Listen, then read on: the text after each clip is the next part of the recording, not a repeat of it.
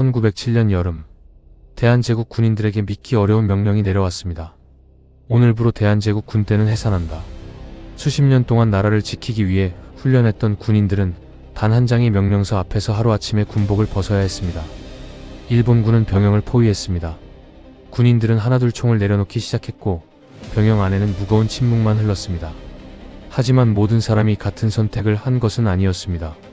몇몇 장교들의 손은 끝까지 총에서 떨어지지 않았습니다. 병사들의 눈빛이 흔들리는 순간 한 장교가 조용히 말했습니다. 우리가 총을 버리는 순간 이 나라는 끝난다. 잠시 뒤 침묵을 깨는 총성이 병영을 뒤흔들었습니다. 일본군은 즉시 병영 안으로 돌진했습니다. 대한제국 군인들은 마지막 남은 탄약을 꺼내 들고 맞서 싸웠습니다. 총성이 이어질수록 병영은 연기로 뒤덮였고 서울 한복판은 순식간에 전쟁터가 되었습니다. 전투는 오래 버티지 못했습니다. 탄약은 바닥났고 동료들은 하나둘 쓰러졌습니다. 그러나 살아남은 군인들은 항복 대신 서로를 바라보며 같은 결심을 내렸습니다. 끝난 것이 아니다. 그날 밤, 군복을 입은 군인들이 조용히 서울을 빠져나갔습니다. 누군가는 가족을 마지막으로 돌아봤고 누군가는 말없이 총을 등에 맸습니다. 그들이 향한 곳은 집이 아니라 깊은 산속이었습니다. 산속에는 이미 수많은 의병들이 모여 있었습니다.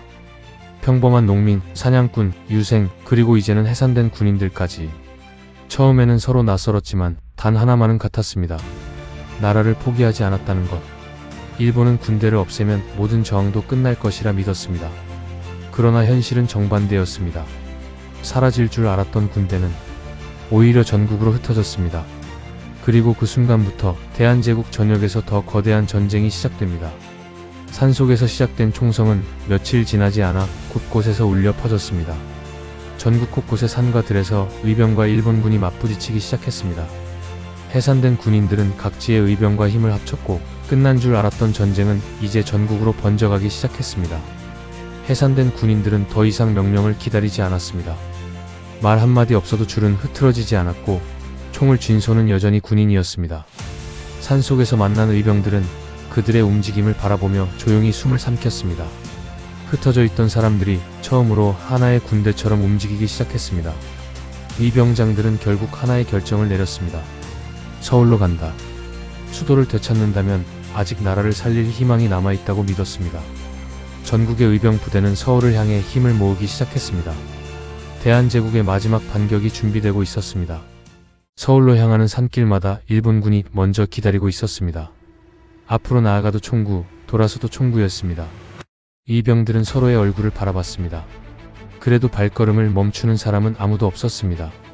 총성이 산을 뒤흔들었습니다. 동료가 쓰러지면 곁에 있던 사람이 그의 총을 집어들고 다시 앞으로 달렸습니다. 탄환이 모두 떨어진 뒤에도 칼과 창이 부딪히는 소리는 멈추지 않았습니다. 그들은 살아남기 위해 싸운 것이 아니라 마지막까지 물러서지 않기 위해 싸우고 있었습니다. 전투는 결국 일본군의 우세로 기울었습니다. 수많은 의병이 전사했고 살아남은 사람들은 다시 깊은 산속으로 사라졌습니다. 그들의 발자국은 눈앞에서 사라졌지만 손에 쥔 총만큼은 끝내 내려놓지 않았습니다. 전투가 끝난 병영은 텅 비어 있었습니다. 일본은 군대를 없앴다고 믿었습니다. 하지만 그날 이후 총성은 한 곳이 아니라 전국 곳곳에서 들려오기 시작했습니다. 사라진 것은 군대였지만 저항은 오히려 더 커지고 있었습니다. 정미이병은 일본을 몰아내지 못했습니다. 대한제국도 끝내 나라를 지켜내지 못했습니다. 하지만 산속에서 끝까지 총을 놓지 않았던 사람들의 결심은 결코 사라지지 않았습니다. 그 뜻은 또 다른 누군가에게 이어졌습니다. 몇 년 뒤 한 청년은 조국을 빼앗은 책임자를 직접 찾아갑니다. 그의 손에도 총 한 자루가 들려 있었습니다. 다음 이야기에서는 안중근 의거를 만나보겠습니다.